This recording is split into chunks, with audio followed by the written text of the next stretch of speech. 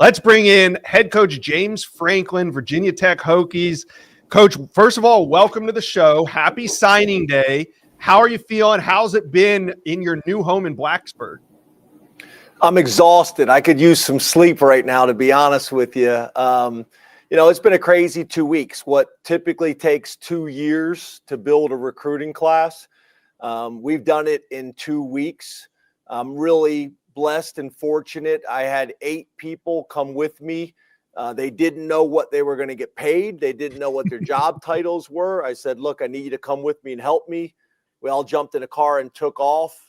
We had 17 prospects in last week on an official visit. I'm the only coach. They're saying, who's the defense coordinator? Who's the offense coordinator? Who's the receivers coach? Who's the O-line coach? And I just kept saying, trust me, trust me, trust me. And we were able to put a class together that we're very proud of in a short period of time. Yeah, we were just talking. I was sitting here with Steve, and I said, have you ever seen a class move 100 spots in a month? And Coach, you guys are like 11 spots away from moving up 100 spots. But I want to ask you about that recruiting weekend. Your first weekend in Blacksburg, it was a home game. You had recruits there. You weren't coaching. You were on the sideline. You were in the stands. You were in the booth.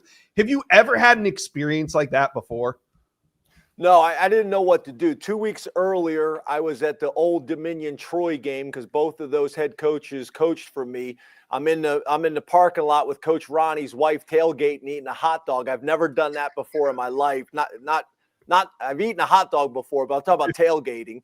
And then the next week, obviously at the Miami game with Virginia Tech, I'm not in the locker room. I'm not coaching. I'm not preparing the guys. I'm on the sideline. They're running on the field. I'm shaking hands. I'm kissing babies. I go up to the president's suite. I'm meeting donors. I'm talking to politicians. No one's watching the game. I'm like, can we watch the game? They had me do TV. They had me do radio. I must admit, I didn't enjoy it a whole lot, but it's a different perspective, and I'm glad to be back in it. Coach, so many of these young men that are locking in their futures with Virginia Tech were guys that had originally locked in their future with you at another place. What is it about your message that you think is so attractive to these young men? And talk about your involvement in their process as you go from offering them to getting them to commit to you. Well, again, most of these guys and their families I've known for at least 2 years, and they're real relationships, right? Significant relationships where they've gotten to know me, I've gotten to know them, and there's trust. At the end of the day, that's what this is all about, right? It's trust. The parents feeling comfortable handing their kids over to you and the staff. And it's the players feeling like they can achieve all of their dreams. So you take, my history, whether it's at Vanderbilt and Penn State, and you're combining that with the enthusiasm and the passion and the history and the brand of Virginia Tech. And we were able to get it done. I heard the guys talking right before I came on, and they were talking about this is still a relationship business, and it is, except when the gap is too wide from a financial standpoint, because I've had some guys that, have tremendous relationships with, and I think would have chose my program back when we were 85 scholarships, but that situation has changed. And you got to be in a situation where you can at least be competitive financially. Coach, on the official visit to Virginia Tech, a few of these guys, when I was interviewing them about the experience, mentioned getting in the gear, walking down the tunnel, and then all of a sudden Enter Sandman starts playing during their recruiting visit. Was that the flipping the switch on the radio? Is that one of the jobs of one of the 7 guys that came with you? And just what's that atmosphere like in Virginia Tech that makes these guys feel so comfortable beyond your relationship with them? Yeah, it's a special deal. I've been here twice as the offensive coordinator at the University of Maryland when a guy named Bud Foster was the defense coordinator on the other sideline, and it was a long night for the young ball coach calling the plays at the University of Maryland, and the place was rocking and going crazy. The song is phenomenal. This place goes crazy. I will tell you this. since being here and actually listening to the words of it, before I just kind of got up in the excitement and the hype up, the words are really cool in that song too. So it's a special place, and it's our job to make sure that the most exciting thing isn't just the entrance, Enter Sandman, with the fans and the players going crazy. We want to give our fans and our alumni something to be excited about for all 4 quarters. Coach Franklin, happy signing day. 2-parter for you. One, you mentioned you're exhausted. What's the primary source of caffeine? We go in energy drink, we go in coffee, we go in iced coffee. And then second, you just seem fired up about this opportunity at Virginia Tech. What is it about Blacksburg and that program that made it the right job for you and has you juiced up going on however many hours of sleep you're going on? Well, the first thing is I give them a ton of credit, right? I talked to a bunch of schools, and a lot of the schools I would say didn't really have a detailed plan when it comes to budget for staff, when it comes to budget for coaches, when it comes to NIL. And what I think was helpful, and I think you guys saw it because it kind of made the news probably about a month earlier, Virginia Tech already had a well plan. They had done their research. They had done benchmarking in the ACC. They had done benchmarking nationally. So they already had a plan. So when we had a discussion and there seemed to be interest there, and they asked what I thought was needed, the things I was asking for wasn't far off from what they already had planned on doing. And I think that allowed things to move fast. And then, to be honest with you, they were super aggressive. They were super aggressive right from the beginning, almost too much, to be honest with you. I was still processing a lot, and me and my wife spending a lot of time kind of working through what had just happened. But they were very aggressive. When it comes to caffeine, I only drink coffee and things like that when I'm at work. But I've been hammering it, to be honest with you, fighting a little bit of a cold as well. So I need to get some sleep. But it is coffee and water. I ate for the first time last night at 9:00. It was Chipotle. It was unbelievable. But things have been great. Things have been great here. There's so much enthusiasm and excitement right now. And we're going to use that, to obviously propel this program where everybody wants it to be. That's awesome. This office, trust me, it runs on Chipotle. We got the Chipotle boys in the back over there every single day. That is what fuels us.